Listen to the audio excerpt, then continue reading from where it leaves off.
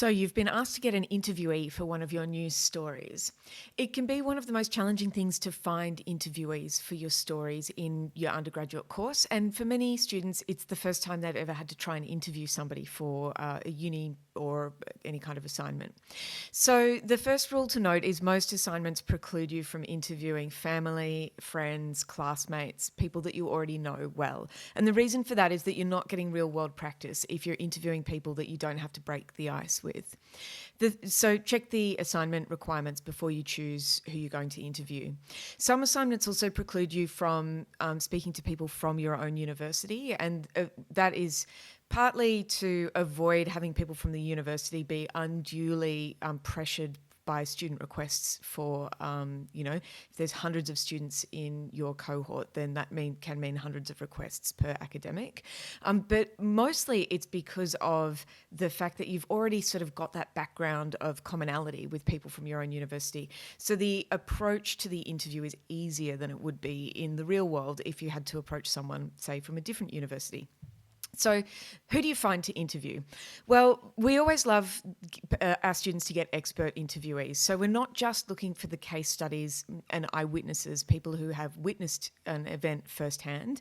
We also like to contextualize that kind of information with people who research that kind of event or that particular sort of societal phenomena that you might be covering for your story. So when you're looking for those people, the best people to look for are PhD candidates.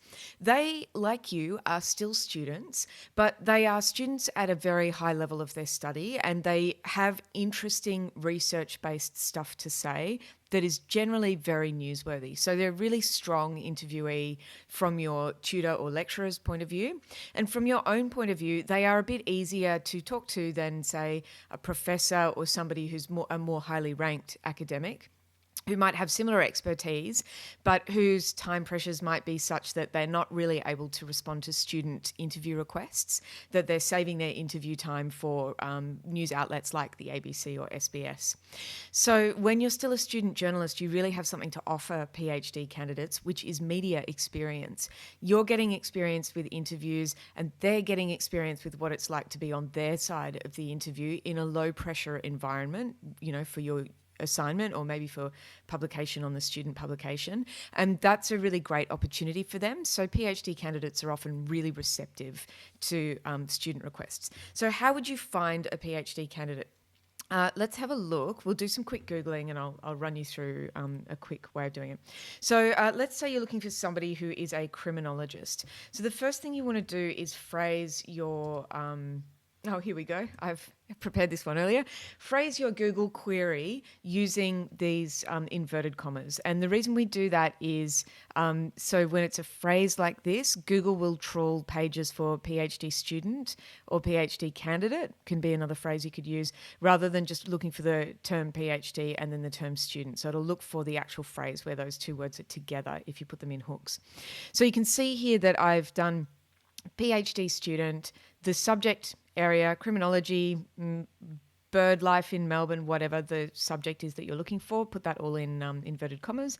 And then Melbourne, I've gone for Melbourne the city rather than Melbourne University, but if you know a university that's got a great department of criminology, that could be a cool way to go. Most often as a journalist, you won't have that background knowledge about which unis are strong on which research areas. So just going for a PhD candidate will help you. Okay, and I've come up with a quite good list of PhD candidates. So most PhD candidates, as soon as they get into their PhD of choice, they'll put it either on their Twitter bio, on their LinkedIn, or somewhere else on their socials, and they may even get a profile page on their university website, which can be a great place to look. All of these can be a great place to look for ways to contact people. So let's have a look at Flynn Pervin, this first person. Okay, and there they are, and you can see that they're saying they're at the University of Melbourne and they've got a BA in honours. This is great info. People don't list their lowest ranked degree first. They would list their highest ranked degree. So this sort of confirms that this person is not yet a PhD themselves. And then you can see that they've been publishing their research. So you might find something in here that is relevant to the story that you're trying to tell. So the next question you have from this expert interviewee is not just how to get in touch with them, but is their area of research actually relevant to the story that you're covering? And you can do that by doing a bit more of a search for them. So let's say now I'm going to add their name in to my search query. Cool. And then I might even start taking out other things and just see where I can find this person. Okay, so you can see they've got quite a presence on the web. They're on Google Scholar. They're on Strava, which is a social media account for people who are into running and exercise. And they're on Twitter as well. Now, the place I really want to look for their profile is actually on their own university's website, because that is a place that's likely to have an email address. So I'm going to keep scrolling down, and I've come here to something that's on the UniMelb website. And what I'm seeing here is that this person convenes a unit of study. So they are the coordinator of the unit. And you can see here that this is information about the unit of study. Now, one of the things that we always do on our unit guides is we include the convener's information. So if this info is available online, it'll be available here. Let's have a look. There we go. So there's their email address there. So another thing to notice is with corporate email addresses or big organisations, they are often organised in the same way for every person. So this is firstname.lastname@unimelb.edu.au. So if you've got the person's full name and you know that they work at the university, you could just have a guess. And I have secured interviews like this on dozens of occasions by just guessing the person's email address. It's a 50-50 shot whether you're going to get it right or wrong. It can be very entertaining to have people come back to you and go, I have the same name as the person that you were going for, but I'm not the person that you were going for. But if you're going to do that guessing, you probably want to contact 5 or 6 people in one sitting, so that if you're wrong 4 out of 5 times, you still get through to somebody who can give you a clear yes or no. Contacting people by email is the slow way to get an answer.